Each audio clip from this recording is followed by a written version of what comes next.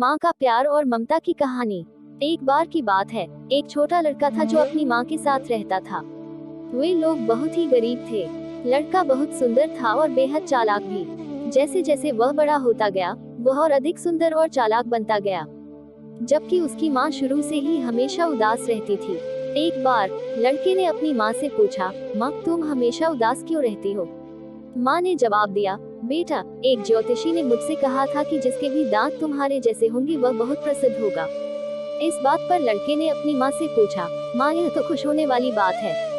क्या आपको यह अच्छा नहीं लगेगा अगर मैं आगे चलकर प्रसिद्ध हो जाऊंगा?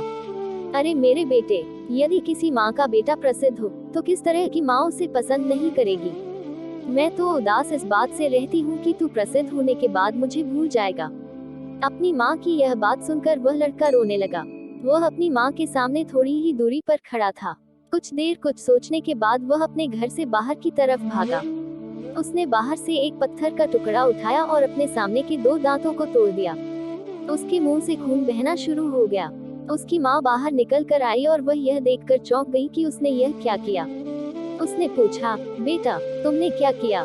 जवाब में लड़के ने अपनी माँ के हाथों को पकड़ लिया और कहा, माँ, यदि ये दांत आपको दर्द और आपको दुखी करते हैं तो मैं उन्हें नहीं चाहता। उनका मेरे लिए कोई फायदा नहीं है। मैं इन दांतों से प्रसिद्ध नहीं होना चाहता हूँ।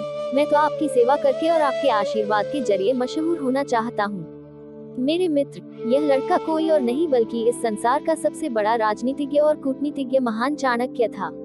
दोस्तों, आपको कहानी कैसी लगी कमेंट के माध्यम से जरूर बताएं।